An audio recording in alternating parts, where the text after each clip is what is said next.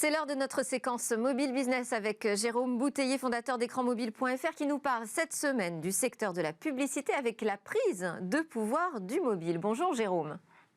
Bonjour Delphine.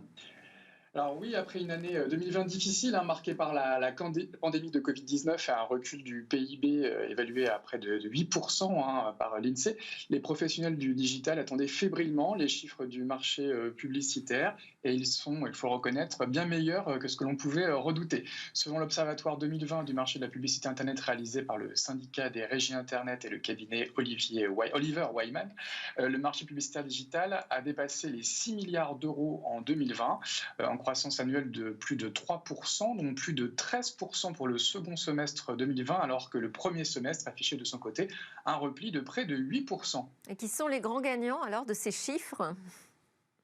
Alors dans le détail, le search sur Google, Bing ou même Amazon reste le premier levier en croissance de 3% et représente avec 2,5 milliards d'euros plus de 42% du marché. Derrière le search, l'Observatoire pointe le succès des réseaux sociaux et des messageries en croissance de plus de 7% et qui pèse avec 1,5 milliard d'euros, plus de 26% du marché de la publicité digitale en France.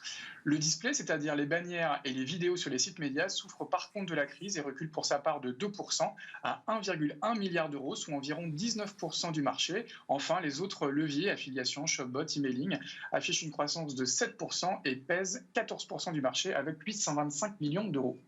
Et alors, qu'en est-il du marché du mobile ?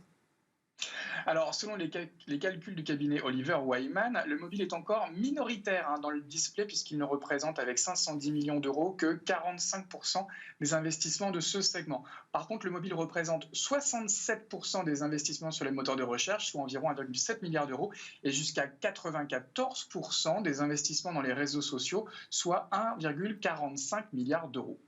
Est-ce que ça veut dire qu'on retrouve la publicité mobile devant la publicité sur ordinateur ? Oui, si on additionne le mobile display, le mobile search et le mobile social, on arrive à plus de 3,6 milliards d'euros, ce qui fait du mobile le premier écran digital devant l'ordinateur qui ne capte pour sa part que 40% des investissements publicitaires avec environ 2,4 milliards d'euros. Mais ce qui est marquant cette année, c'est que la publicité mobile dépasse également la publicité télé qui ne devrait pas réaliser plus de 3 milliards d'euros de chiffre d'affaires cette année contre 3,6 milliards d'euros pour le mobile. Le mobile est donc non seulement le premier écran digital devant l'ordinateur, mais c'est devenu le premier écran tout court aussi devant le téléviseur. Et c'est une tendance qui pourrait se renforcer, ça ?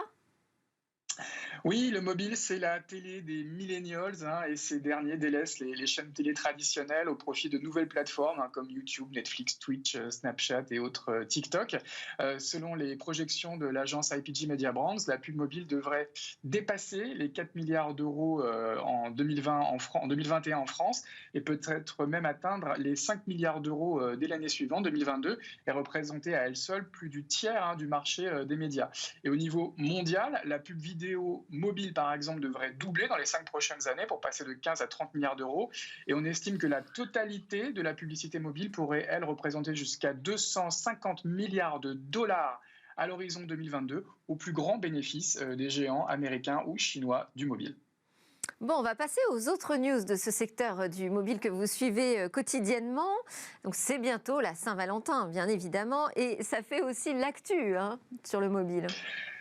Oui, 3 petites brèves rapides liées à la Saint-Valentin. La première, c'est une étude Adot qui a été réalisée en janvier 2021 et qui nous dit que 60% des Français comptent acheter un cadeau pour leur partenaire à l'occasion de cette fête. Mais pandémie oblige, il devrait être 37% à privilégier le click and collect pour réaliser leurs achats de Saint-Valentin, devant donc les achats en ligne à 34% ou les achats en magasin à seulement 29%.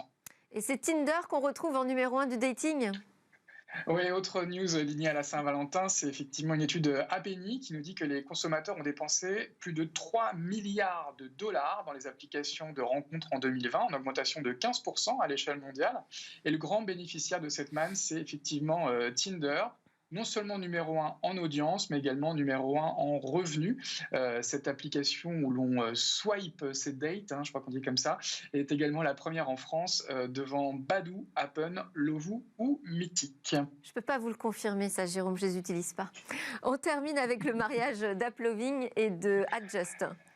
C'est ça, on termine cette séquence Saint-Valentin par un mariage entre la société Applovin, spécialisée dans la monétisation des applications, et elle a racheté les Allemands, les Berlinois de Adjust, experts de la mobile attribution, pour près d'1 milliard de dollars.